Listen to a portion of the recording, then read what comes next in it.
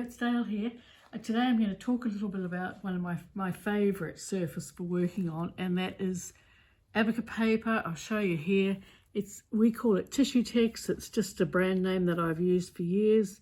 It's Abaca paper. It comes from the Abaca tree in the Philippines. It's also called wet strength conservation tissue. It's used in conservation things, and it's called lens tissue or repair tissue, and probably a few other names. But people get very, very confused. And if you look on our website under papers, films and experimentation, you'll see mention of Tissue Tex or Abaca paper. And you'll see the sort of general description. And I just get so many questions, and I read so many people so confused about it.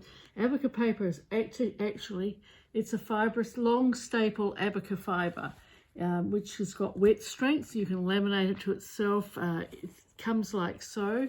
At the moment I've got it coming to me in A4 sheets, the fine one, but I should have it in bigger quantities again soon. And you can see the fibres in it. So it's not like cheap tissue paper, but you can bond it to surfaces, stitch on it, colour it, sprinkle it up, dye it. Here's some dyed for me in the greens. And you can see how it takes dye very well. Now I don't dye, but I will spray it with spray colours and things like this. But this is one that has been hand dyed, and it is lovely. This is the fine one we have. It's a 9 GSM. You can see I can see a leaf impression on there, and I don't know whether I did that or whether Jacinta did it. But it's lovely, and you can tear pieces, cut pieces, use it however you like. And we also have a heavier one, which is 13 or 21 GSM, was slightly thicker, and I like that one too. I put them through the printing machine. I bond them to surfaces and stitch on them. Here's some that I've added in, and now I've cut into them simply, but you can stitch other things onto them, glue two pieces together with cellulose papers, trap things inside, all sorts of things. This is a heavier one. You can see it's heavier. I've stenciled. I've used it on the jelly plate. I've stamped on it. It's a very firm surface to work on. I've used a screen here, and these are some of the ones. These ones have been sprayed with Starburst sprays. They've not been dyed. But I've layered them, so I've put layers on layers, and you can see how they go through. This is one that I've probably sprayed in my Kimberley colours, but it takes colour extremely well.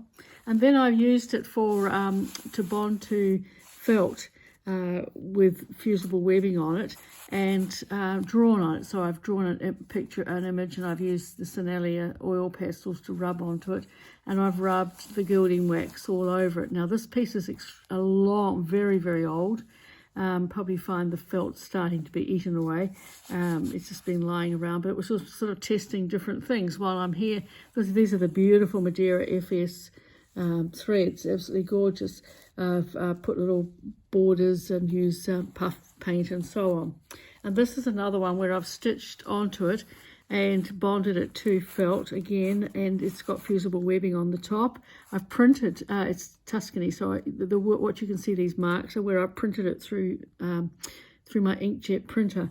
Now to use it on the printer, I just simply use freezer paper or fuse and tear and bond it and use it to give it something firm to stitch onto.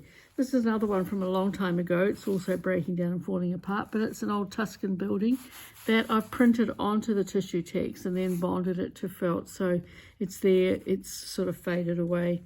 And there's another one that I've stitched onto, I bonded it onto a piece of felt and stamped a shape and stitched onto it. And here's another piece this is the heavier one that's been dyed. And isn't it beautiful? That's in their ironbark colours. But you could use the bits however you like and wherever you like. So as a background, it just depends what you are doing. And the other day, I used my jelly plate to transfer images. And so when that's done now, I will be able to layer that onto other things. So if you see it layered on, when you use matte medium and so on, it'll layer it down and give it a nice level to work on. And I have previously, I've painted it, and I've painted it with Lumiere Silver metallic paint. I've painted it with Dynaflow, and I've bonded it to felt. The background you use doesn't matter, but the felt's always nice and soft, and applicated on the top. I've sealed it all with acrylic wax, or you could seal it with a textile medium, and it just is a fabulous, just a fabulous surface to work on. And I also like the feel of it. You know, I love working with velvet, that's nice, but this has got a really nice feel to it as well as all the other things, and that becomes important as well. You know, there's just some ideas, lots of ideas you can do. You can trap stuff on, you can laminate it, you can do anything. Go to our website and have a look at some of those things. And there are a lot of people who are using it in different ways. But basically, I just want to say that it's got so many different names, but many, many uses. Don't be confused. And don't worry if what you've got's not right. Just try it anyway. So I hope that's helped the few people who've been asking me. And I'll see you again another time. Bye.